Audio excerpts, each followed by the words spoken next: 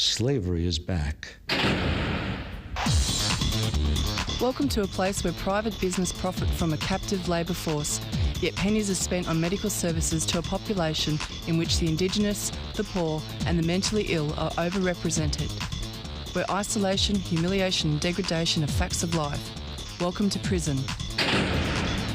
It depends who's telling the story, I suppose. The prisoners would have one view, the people who work in the prison system would have another, and I think it's up to people to decide where the truth is. Give government propaganda and the media spin doctors the flick.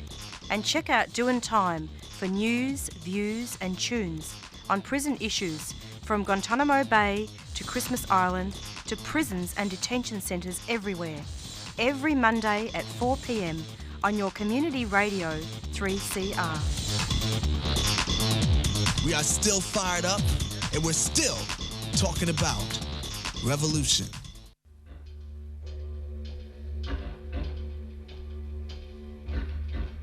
Australia is a crime scene.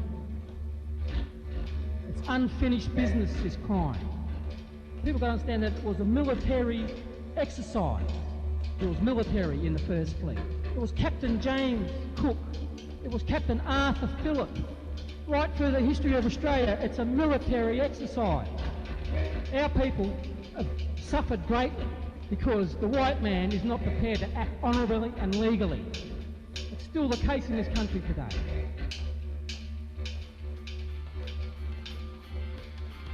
This is 3CR.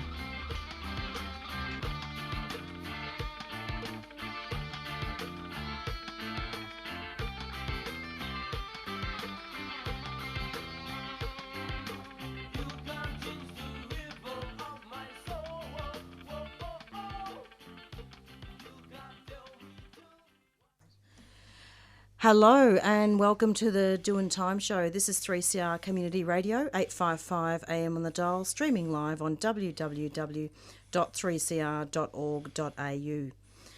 Tonight on the show we have a very special broadcast coming up, and I'm going to be having two guests in the studio, and I'll just introduce them first before we get on to the actual show. So first up, we're going to be speaking with Ravi, and Ravi is an asylum seeker, and he's living in Australia in the community, and he's written a wonderful poetry book, and we're going to be hearing from him about that, and it's called From Hell to Hell, Poetry from Naru, and he'll speak to you more about that later. Ravi is currently living in Melbourne, but he was in Perth and he arrived here by boat. And so I believe a couple of years ago, but we'll go into more specifics about that later on. Then after that, we're going to be speaking with Max Costello, who is the LLM and also the former prosecuting solicitor for WorkSafe Victoria, now retired, and he's now retired also from the employment, and he was also an employment law lecturer at RMIT University. He's also the author of Offshore Crimes from the Monthly Online. So we'll be speaking not just about human rights today, but we're going to be speaking about a very, very important topic just in regards to WorkSafe laws, in regards to Nauru and other detention centres. So I wanted to welcome both Ravi and Max to the studio. Hi, guys. Hi. Yeah, so it's lovely to have you both. So, and we were talking off air today that both of you are going to be staying for the whole show, and we're going to be having some great discussion. I hope you two are looking forward to that. Indeed. Yeah. So I thought we could speak with Ravi first and just get a bit of an overview. So, Ravi, I'm just wondering, it's lovely to have you. Can you just introduce yourself in your own way and talk about, tell me about yourself? Yep. Thanks for having me here today. And I'm an asylum seeker. I'm from Sri Lanka. I came by boat 2012, end of October. 22 days journey. I made a risky journey to find peace in my rest of life, and I ended up in Australia.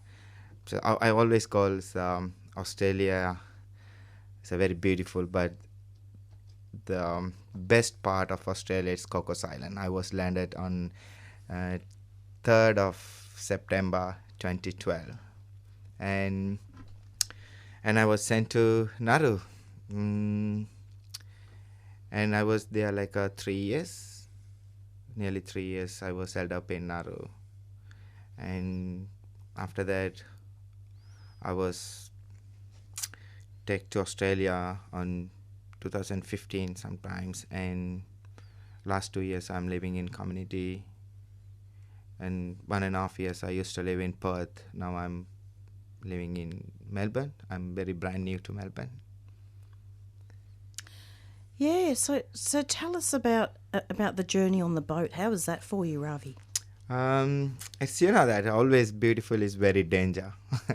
So it's very hard to explain. It's a 22 days journey.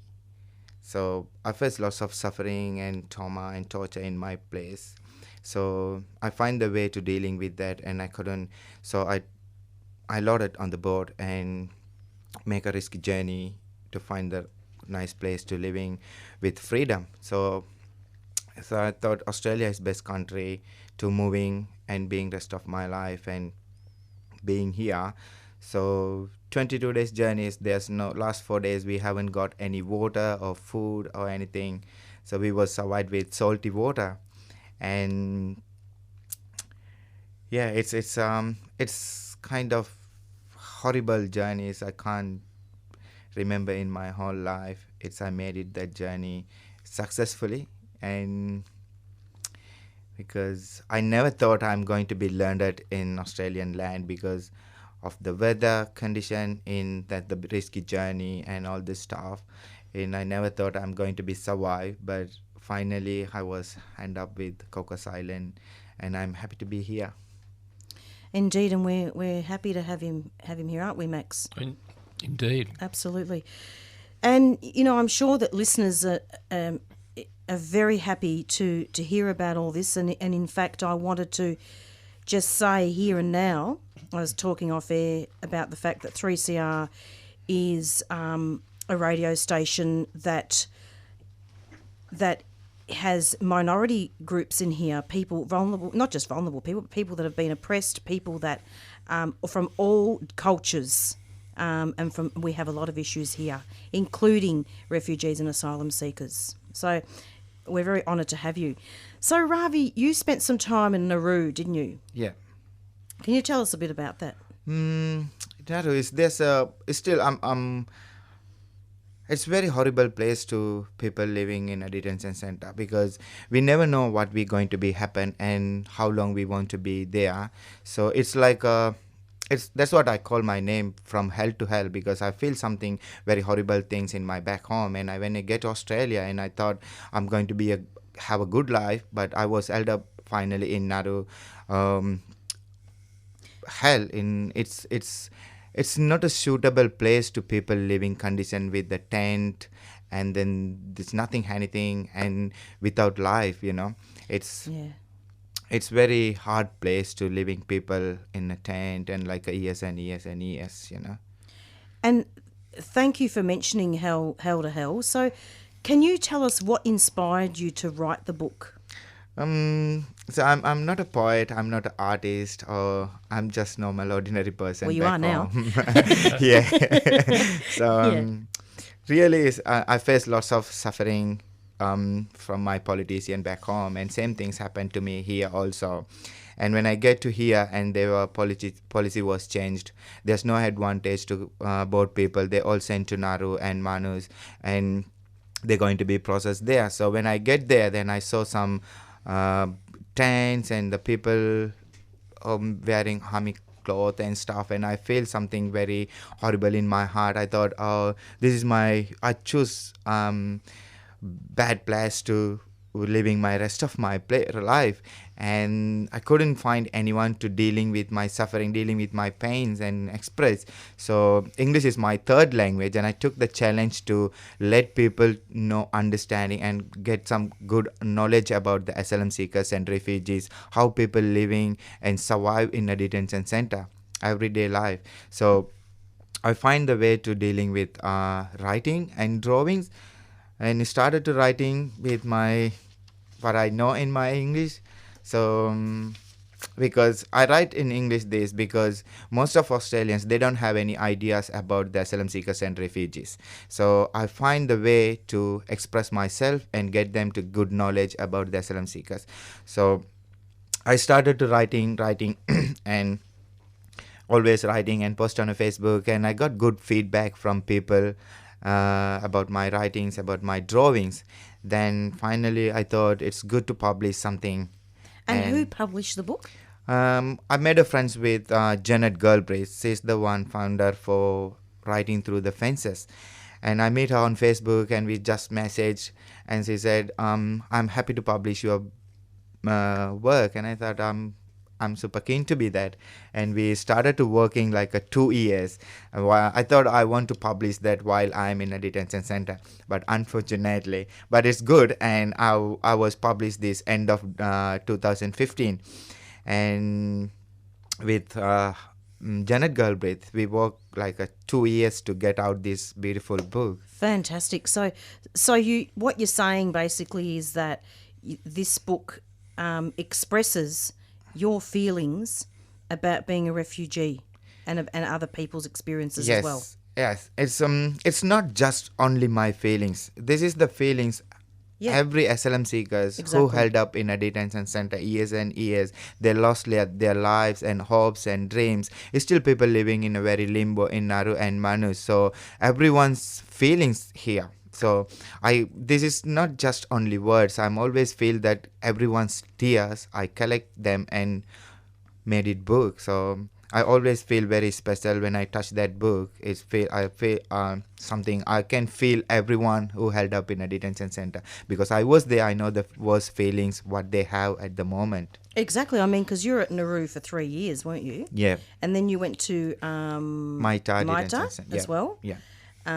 So that's 2 detention centres that you've experienced. Yeah. So it'd be great if people could buy the book, and obviously we don't want to read out the whole book because what's the point? But is it okay if you just read a very, very short sample, just so that listeners can get a little bit of a taste? Very short, very brief. Of course, yeah. I'm always happy to read my first writing. It's called My Pen and Paper. So this is my first poem I wrote in my whole life, because I couldn't see anyone to share my feelings and my sufferings and my express myself. So I made friends with my pen and paper. It's called My Pen and Paper. I walk a deep sadness path with my loneliness. I walk deep sadness path with my loneliness.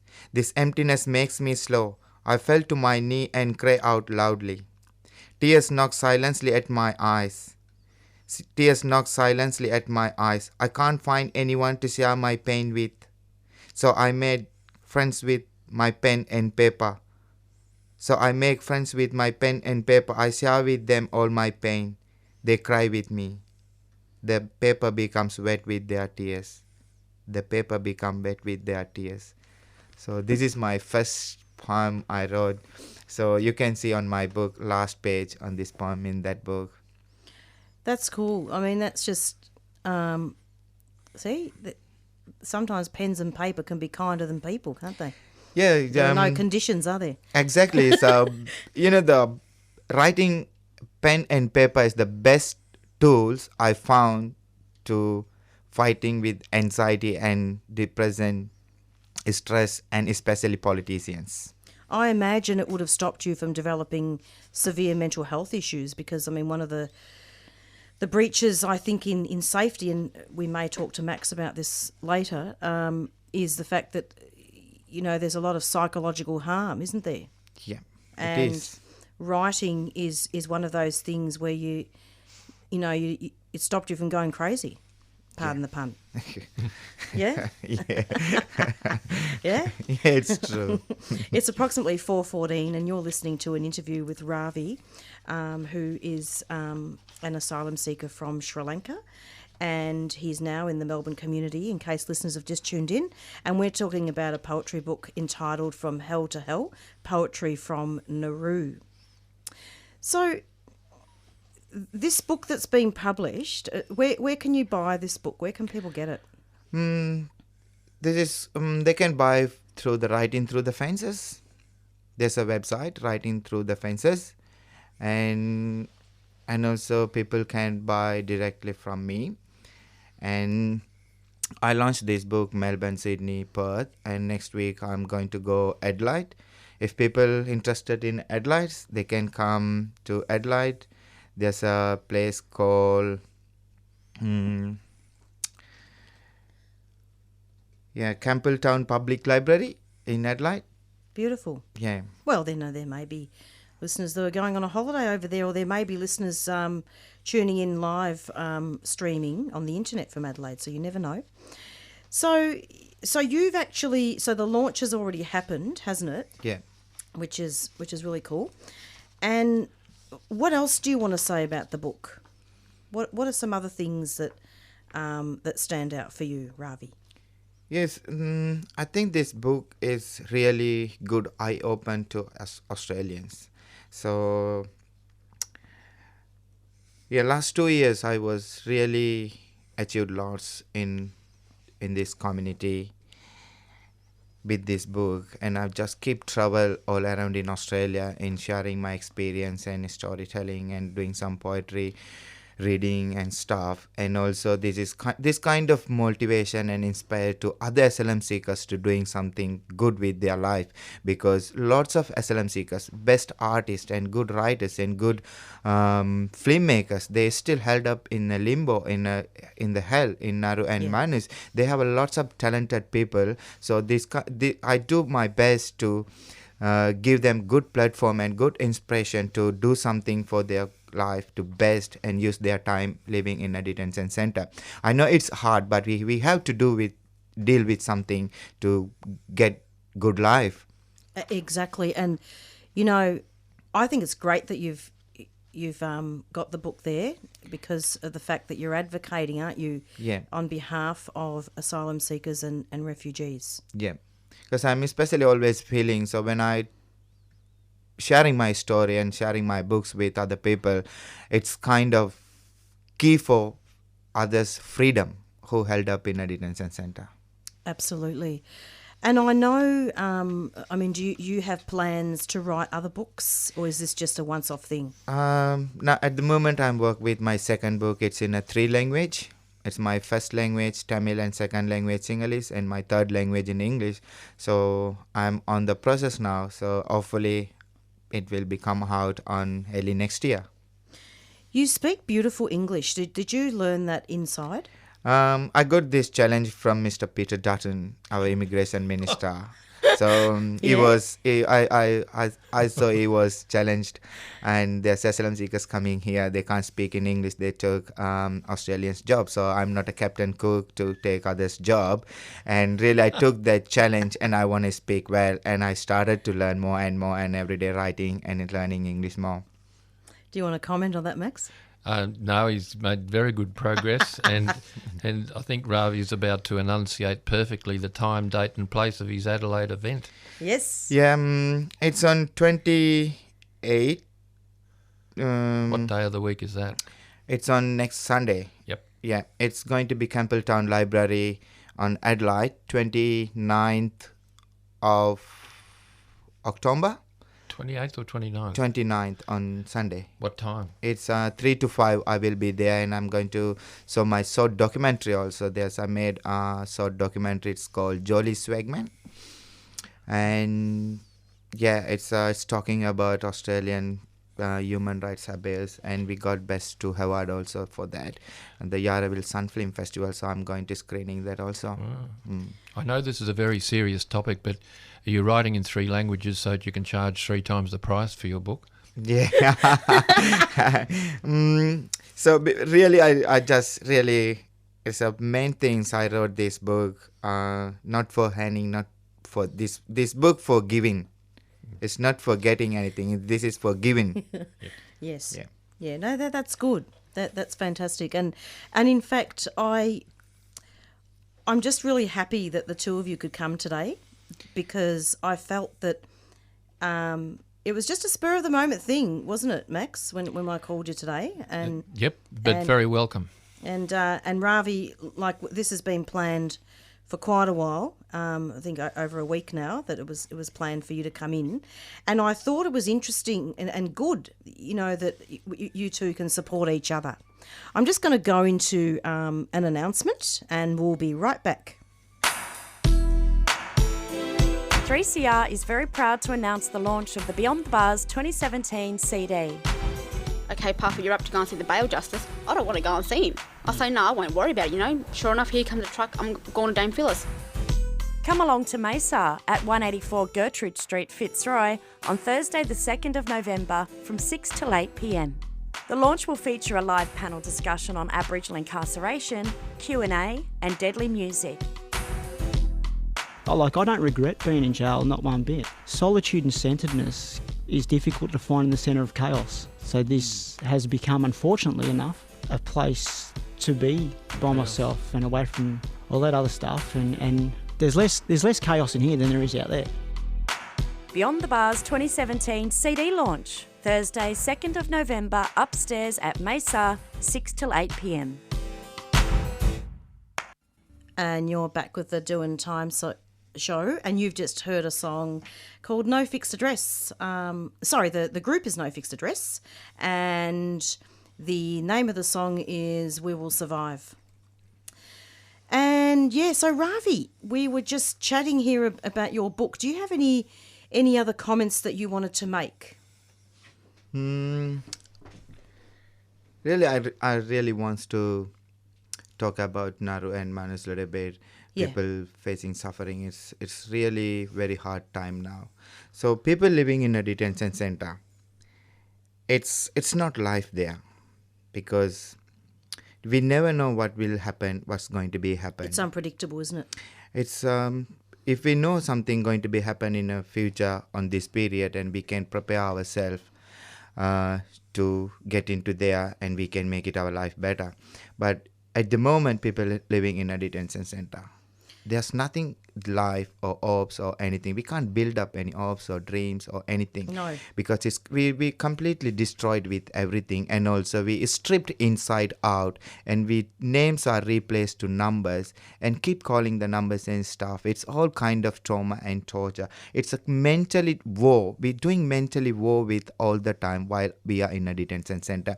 It's very hard to prepare us to our future.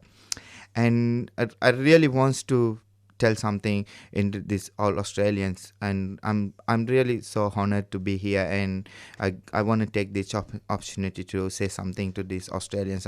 Thank you very much for everyone who support asylum seekers, and also they want to understanding how people surviving and what people suffering. And last 4 years we just lost 9 deaths in detention center. It's very unpredictable, and we can't believe people die in a detention center in your hand, and it's very hard. And recently I was lost one of my friend also in Manus, and it's really hard. It's not death, we're just killing them. So that's the meaning. We're giving them mentally, emotional and mentally sickness. We force them to get mentally sickness. So that's true. So I really want to tell everyone thanks, and I want to say rise up your hands and say welcome to asylum seekers, because we are people just like you. We have families and we have future. Ravi, that's true. And, I think it's great that you've come, despite the fact that you would have experienced a lot of trauma in Nauru. And, and yet you're still here. You've survived. Yep. Which is one of the reasons why I played that song. Yeah. Actually. I mean, I know it's related to Aboriginal people as well, but it's related to all peoples, really, isn't it? Yeah. Because we do have a white government. Yeah. Well, look, Ravi, it's so great to have you. And so I would like to invite you to stay for the whole show. Would you like to stay? Yes, sure. Yeah, and we can perhaps, we're going to interview Max very soon. And if you want to, you can contribute. So I'm really interesting to hear from Max. Absolutely. So let's introduce the topic, just so that listeners can have an idea of what we're going to talk about. So there's quite a few things we're going to talk about, and I'm sure Max will enlighten us very, very soon. But with an introduction here, this is a quote from a media release that was put out by the Refugee Action Collective. And it's human rights hypocrite, says refugee group. Australia taking a position on the UN Human Rights Council is a travesty, says Max Costello for the Refugee Action Collective in Melbourne. Foreign Minister Julie Bishop says that Australia will take the position alongside countries whose human rights records are questionable at best. But this is hypocrisy when Australia's record is worse than questionable. Australia's mistreatment of asylum seekers and refugees on Nauru and PNG's Manus Island involves apparent breaches of both international and Australian criminal law. So, but Max and I were having a chat this morning, and we both came to the conclusion that human rights is extremely important, but we want to go a step further today and talk about the safe practices, or are there safe practices? Are there safe practices in Nauru and other detention centres? And we're going to be talking a lot about that on an international and also for Victoria as well.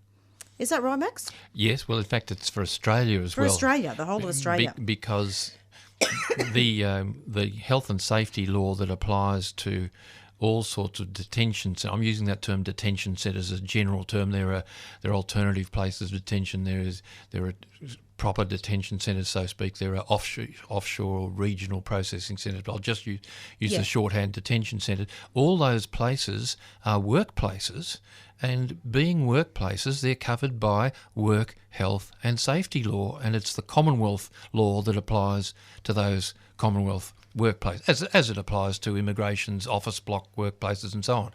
And the unique thing about the Commonwealth health and safety law is that it has these three almost magic words, quote, extended geographical jurisdiction, because unlike all the other laws that apply only in their own state or territory, the Commonwealth one can apply offshore if the Commonwealth workplace is in a country that has either no health and safety law, such as Nauru, or it has a sort of health and safety law, but it's not equivalent to the Australian one, and that's the situation in PNG. Okay, so let's get to the point here. So basically, it's important to lay charges against Australian Border Force workers? Not the workers, but it's not the workers, but the actual... It's the department itself. The department. Yeah. You not really... in an individual sense. No. You're really charging the Commonwealth of Australia, the Commonwealth government. It just so happens that in Victoria here, the WorkSafe regulator, WorkSafe authority called WorkSafe Victoria, has in fact charged the government of Victoria via the Department of Justice and Regulation. And I have in front of me the WorkSafe's news bulletin on it to 22nd December 2016, and this is in relation to the Ravenhall Metropolitan Remand Centre riot in June 2015, and there are 4 charges. 2 of them allege a failure to provide and maintain a safe workplace for the workers, but the other 2 allege a failure to look after the health and safety of the remandees, the persons who are not workers. And that's true of every workplace, your visitors, absolutely, your clients, your customers. As we see when the politicians don the safety high-vis vests and the helmets when they get to an industrial workplace, they're not just doing, well, they'll do it for photo opportunity, but it's because the workplace operator has a duty under the relevant health and safety law to ensure that people other than workers, these other persons of whatever category, are not exposed to risks to their health and safety. So that's the law, but applying it. WorkSafe has set the example here in Victoria, but Comcare, the federal regulator, has done almost nothing. So why, if it is law, are the detention centres covered? Well, yes. Every Commonwealth workplace in Australia is covered by the Commonwealth law, and overseas I should add, Christmas Island is an external territory where the law goes and says this act applies to all external territories, but it's those words extended geographical jurisdiction that pick up any workplace that doesn't have an equivalent law. Now, lots of Commonwealth workplaces in first world countries with highly developed legal systems, the local law, when Germany or Britain or whatever, but in third world countries where there might not be a health and safety law, the Commonwealth law just applies to that Commonwealth workplace. But indeed, this is actually connected with human rights anyway, isn't it? Well, yes, it is. I think there's a sort of an overlap in the Universal Declaration of Human Rights. There are clauses about people's rights at work, but the main difference is not so much in the two ways of looking after people. The main difference is that here you have an Australian law under which the Immigration Department and more recently Australian Border Force, they've taken over the running of them, they could be charged with criminal offences. And to show you how serious these laws are, if immigration/ABF recklessly failed to look after the health and safety of an individual asylum seeker and was charged and found guilty, the maximum penalty is it's $3 million for the department. And if, say, a very senior officer was also charged, well, he or she could face a maximum fine of $600,000 and or 5 years jail. These are serious crimes. Very. So what would be examples of those crimes? Well, I'll pick up on what Ravi said about the detention centre on Naru. One of the clause, there are a whole range of them, I'll keep it brief. One of the these are duties, positive duties. I'll just back and fill and pretend to be a law lecturer for a little moment. When we think of crimes, we think of things, to use the old biblical language, thou shalt not murder, thou shalt not steal, thou shalt not, etc. But the health and safety law is unique. It says thou shalt. You must, if you're running a workplace, proactively prevent dangers to people. And it's a failure to comply with that duty that's the crime. The only thing I think of is with your tax return. Everyone has to put in a tax return. You've committed an offence if you haven't put in the return. It's a failure to perform a duty. So that's the starting point. And I'll just set the scene. I might go into detail in a moment. But what the workplace operator, such as immigration, now ABF, must do, they must look at the workplace and the people who are going to be in it and say, what are all the possible dangers, the hazards that might possibly occur? Step 2, they've got to risk assess each hazard and say, how likely is it to eventuate it? And if it does, how harmful is it likely to be? And then they have to, if practicable, eliminate those significant risks, or at least minimise them. And Ravi mentioned being called by a number. Yeah. If immigration were fair dinkum in complying with the health and safety law, knowing that they were taking people who were fleeing all sorts of persecution, and some of them would have been in prison, some of them would have been holding cells where they would have been called by a number. So what does immigration do? It starts and insists they all be called by a number. And they know damn well, if they'd thought about it for a moment, that is something you can easily not do. And your failure to give there should have been instruction. Do not call anyone by a number. Find out their names and treat them as a human being. The failure to do that, to failure to prevent a known and obvious risk, is a criminal offence. Yeah, look, this is very, very important, isn't it? And it's not really discussed, really. No, there's a sort of. I'll start with the good people. The lawyers, there are 3 groups of lawyers. There are a handful of health and safety aware lawyers, and I give a pat on the back to the Australian Lawyers Alliance. Their spokesman, Greg Barnes, he's been terrific on this issue for quite some time, and the ALA has put out very important reports on it. But the main groups of lawyers we hear from, and they're doing terrific work, are the compensation lawyers, the workers' comp lawyers, the labour lawyers, and they got, as we know, the $70 million settlement from Dutton and Co. For the Manus men, right? That's the compo lawyers, if you like to use the slang phrase. And then there are the human rights lawyers who take cases to the High Court, and an Australian lawyer was involved in the Papua New Guinea case where the Supreme Court of Papua New Guinea said the detention centre is unconstitutional. So the human rights lawyers are doing what they can, but let me make this massively important point.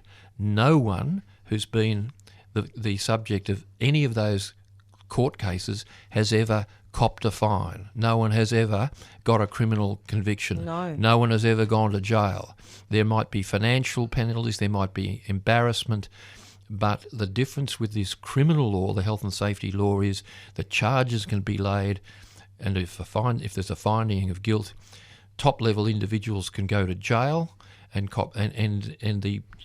the Commonwealth of Australia via immigration/ABF can cop a fine of up to $3 million. So is this just Victoria or the whole of Australia? No, I'm talking. I gave the work cover example to show that a genuine regulator can do what it should do and investigate and prosecute. But all I'm talking about here is the Commonwealth Health and Safety Act, because these are all Commonwealth workplaces. Absolutely. So they're not statewide. No. Ravi has spent time in MITA, the Immigration Transit Accommodation Centre, ITA, in Melbourne, MITA. Now, if there was an investigation there of an alleged mistreatment of an asylum seeker, it would be Comcare inspectors, Commonwealth inspectors, turning up to look into it, not Victorian WorkSafe inspectors. I see. So your submission that you've written, can you talk about that? Well, I've written a few. You have. I co-wrote with another 3CR supporter, an ex-WorkSafe person, a submission to the Moss Review. We've written again to the 2 Senate committees, and I've now just written on my own initiative, and I've told the Refugee Action Collective people about this too. I've written a submission to a current Senate committee that's looking into Peter Dutton's latest attempt at further cruelty. He's got a migration amendment bill that would allow, if it gets through, strip searches, ordinary searches, sniffer dogs, and the abolition of the right to use a mobile phone. And I put in a submission saying, well, because of the cruelty involved, and it's avoidable, it's preventable cruelty, there are offences, apparent offences against the Health and Safety Act. But one of the most interesting things, Marrisa, is that of the 67 submissions, I read them all, nearly half of them say, yeah, we're concerned about this horrible bill, but I'll tell you what, because half of them are from visitors to asylum seekers in detention, or would be visitors if they could get through the protocols, and they say already the rules and restrictions are cruel beyond belief, and we are very concerned about them. Keep your bill, but fix up the existing cruelty. Yes. And I say those bits of preventable cruelty are also apparent offences against the Health and Safety Act. Absolutely, absolutely. It's approximately 4:41 and you're listening to an interview with Max Costello, with Ravi here as well. And Max Costello wears a number of hats, but as a retiree. but he's recently joined the Refugee Action Collective. We'll just go into a short announcement, and we'll be back shortly. Don't go away.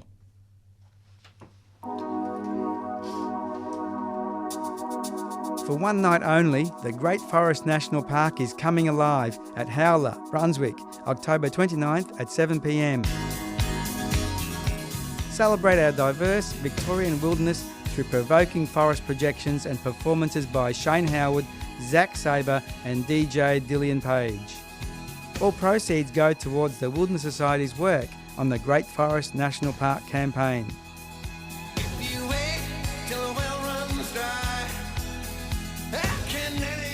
Tickets are just $25 from Moshtix. That's moshtix.com.au. Just search for Howler. So come and enjoy a unique night out and be wilder. Be Wilder is a 3CR supporter. This time we'll pass away. This world might not be to stay so much. Yeah, so we just had an announcement there. And so Ravi and Max, you were having a little bit of a discussion there. I was just asking Ravi if he knew whether when he and others were on Naru and more recently in MITA, the immigration transit accommodation in Melbourne, whether the people there, the asylum seekers, knew that the way they were being mistreated constituted apparent criminal offences under an Australian law, a workplace law. Did they realise that? No, they didn't realise that because we don't know that, you know. So because even we don't have rights to talk about that. So if we talk about that, and they might get some punishment more than that. So it's not we can't talk about that, and we just want to coping with that what we have and what we're going through. Yeah. You know? So even if you knew, you wouldn't want to stick your head up and start making a fuss. Yeah. I'll tell you what's extremely interesting, that the department knows, of course, that the law applies. And here are two quick examples, Marrisa. Yep. One is, if you look at the annual report of the immigration, long-winded, I'll call it immigration for short, Immigration Department, every year they report, as they must, as every workplace operator must to every regulator, must report instances of death, serious injury or serious illness that occur at the workplace, and they are listed as required to be reported under the Work Health and Safety Act, and secondly, the acting chief executive of Comcare appeared before a Senate committee in March this year, and she volunteered as part of her opening remarks. Comcare is the regulator for the Commonwealth Work Health and Safety Act, and we oversee compliance with that law across Australia and on Naru and on Manus, because they're Commonwealth workplaces where that have the extended. That's the gist of what she didn't use the exact words. This extended geographical jurisdiction. And Senator Watt from Queensland said, "Does the department understand and accept this?" And the Comcare chief said, "Yes." But they don't, do they? They don't. They're aware. They're very much aware. They're aware, but they don't. On the mountain of evidence, they are not really complying with it, and it's shameful that she was asked. You've had inspectors go to the Naru and Manus, and the annual reports confirm this. What have they found? This is the answer, and I'm quoting. They have not observed any breaches of the Work Health and Safety Act by the department, unquote. Now, that is astonishing. It is astonishing, especially there's so much secrecy. Well, there's no accountability. Yeah, well, the secrecy is to try to make sure that the general public doesn't get to hear about it back here in Australia or around the world. Yeah. But when inspectors go and look at workplaces, really, for them not to observe, I mean, for example, the tents, as you mentioned, like it's a hot and humid place, and I've heard evidence given at a Senate committee that the temperature at midday in the hottest time of the year reached 50 degrees Celsius, and kids were fainting. Yeah, and if you're designing, what are the risks of accommodating people in a tropical workplace? Well, the heat and the humidity. So what do? Put them in tents and let them cook.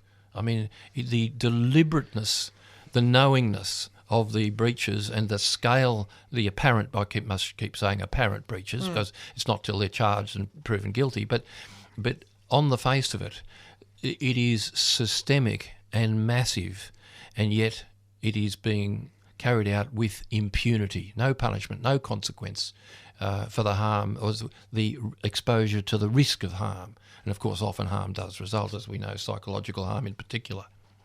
And not only that, but also the suicides that are happening. Well, yeah. Well, there are many. I'm just an ex-lawyer, but there are many psychiatrists and experts who just say you keep people in detention, in particular, as Ravi says, it's not like a prisoner where he or she knows there's an end to it, and they know why they're there because they've found guilty of a crime, and that cranks up the torture element. A lot. And speaking of torture, when we get to it, Marrisa, there are also apparent international crimes. Let's talk about that. Well, people don't know this, but there are currently 5 communiques, they're called, but they're submissions to the International criminal court alleging crimes against humanity. They are, for example, torture, which really means there's a thing called the Statute of Rome which sets these out. Torture means the intentional infliction of severe physical or mental pain. Then you've got forced deportation. Well, that's almost a lay-down misère, but people didn't volunteer to go to Manus and Naru. Then you've got persecution. And I could go on. There are others as well, but these are very substantial submissions. One from Refugee Action Collective itself, a nice brief one. It's accessible on their website, I hope, but it's certainly available publicly. And there are very major submissions from a group of Australian and international lawyers with Alison Batterson and Julian Burnside QC, and there's an even bigger one from Stanford University. In the US, which has a sort of a global legal action network hookup, so it does this sort of thing. And there's one Australian professor, Anne Orford from Melbourne University, is one of the, I think they've got 27 lawyers. It's a very big one. And so, but the process is slow. We have to wait for the prosecutor to act. But these things are there, and we're trying through RAC. We'll see if we can get some publicity about them in the not too distant future. Absolutely. So we've talked about a number of issues, really. It's brief, and I'd like to have you back, Max, at some stage, and Ravi too, to discuss this a bit further, because there's so much. Like, this is all being condensed into one show. We've got about 11 minutes left, but in summary, Max, what do you think are the main issues here? Well, the main issue is that you have both local and international criminal law where there can, if the action is taken, there can be consequences. In fact, I should just mention in passing that the Work Health and Safety Act and all the Health and Safety Acts exempt the ministers, the politicians who head up these regimes from being prosecuted. Only the workplace operators, their senior officers, and in very rare instances workers can face charges. But the International Criminal Court doesn't it does the opposite. It says doesn't matter whether you're a prime minister, a king, a general, whatever. You can only be charged as an individual. In fact, it makes sense. What use if the International Criminal Court found a government guilty? People say ho hum. You can't put a government in jail, but if you charge the former prime minister or the former head of Department X, or they can go to jail, and they've got quite heavy penalties too. There are some financial penalties. Former. Yes, that's right. The 5 cases start. One of them starts with Howard and works from Howard and Ruddock and works on through them. And I made a speech at the rally that RAC held a couple of weeks ago. And in a polite message to Bill Shorten, who might be the next Prime Minister, I said, in effect, Comrade Bill, if you want to make sure your name and the name of your immigration minister isn't on the list that might be prosecuted by the International Criminal Court, well, stop the crimes.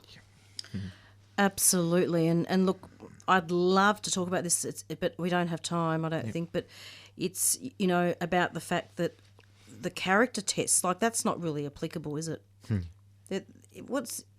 Don't they? How they have the character test? Well, the Section 501 of the Migration Act, and if you're a non-citizen, have you done a few things, including committed a crime that's ranked seriously enough, you do your time, and then they put you in immigration detention and deport you. See, that's not. Yeah. Well, Minister Dutton's excuse for these strip searches and dogs and whatever is that the detention centres now have a mixed lot of people, including some of these deportees.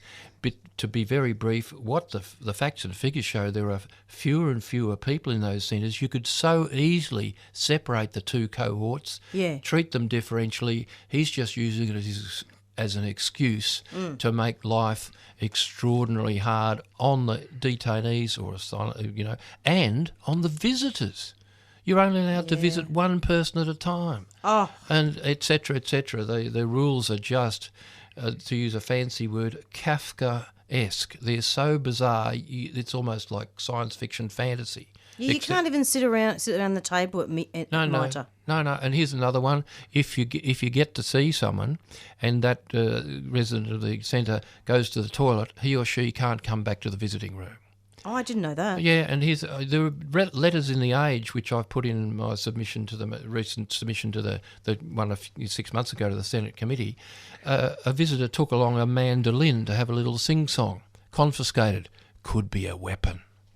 I mean, it's just unbelievable. That's horrendous. Yeah, but that's what these submitters are saying to the current Senate committee. Okay, don't go ahead with this draconian new law, worse law, but for heaven's sake, stop doing what you're doing now. It's just inexcusable. Absolutely. And RAC has called a rally on Human Rights Day, December the 10th, calling on Australia to take at least 20,000 Rohingya refugees, yes, and bring them home, and bring Manus and Naru to safety in Australia as well. And the details of the rally are as follows. The rally will be at 2 p.m. at the State Library, including speakers from the Islamic Council and the Australian Burmese Organisation. Yep. Yeah, so look, thanks so much, both of you, for coming onto the program. Are there any final comments that either of you would like to make? Yeah, I really talk about the policies. In 2013, on 19th of July, they changed the policy. Then they said people who come by boat, there's no advantage. Then all the people are going to send to Naru and Manus, and they're going to be resettlement there. But half of families, then half of relations, they're living in community in Australia. And half of them, they just only 2,000 people victim of this policy, and they're living in limbo. Yeah. So it's not fair policy, and this government is not handled this policy is very well. So that means this policy is saying save the people life in the water, but in last couple of years, more than 12 deaths in this land, in offshore and onshore, and in this under this policy. So that means this policy is not fair, and it's, I would say, is the change the policy and make some quick solution for get people to Australia and set them free and let them stay here. And really, there's a lot of talented people. We can build best Australia. So that's Absolutely. what I did. So hold our hands and call your friends and call our neighbors, and we can make it great Australia. So that's only I can say behalf of me and my friends, you know. Yeah. And rock up to the book launch in Adelaide if you can. Yeah, it's 29th of October, the next Sunday. 3 to 5 I will be in Campbelltown Library. So people in Adelaide, they're interested. And the name of the book again? From Hell to Hell. And Max? I'd just make one very brief comment. Yes, if you come by boat, the policy is you will never settle in Australia. But here's back then when this came in, the government and other right-wingers were saying these people are queue jumpers, they're not going through the proper channels.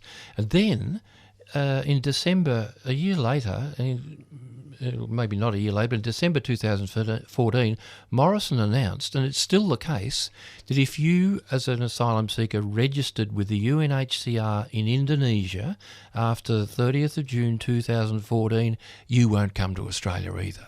They're the people who did the right thing, who went through the rules, followed the rules, didn't, quote, jump the clue. They won't come either. That's how deeply racist, nasty and unneighbourly insulting to Indonesia and the UNHCR it is. Shame.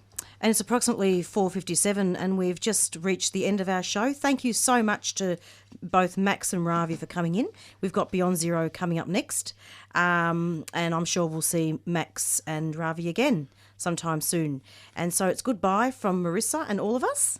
Thank you very much. Tune in at the same time every Monday from 4 to 5 for the Doin Time show. We're going to be going out now with our theme song, Black Fella, White Fella from the Warumpi Band. Stay safe and look after each other.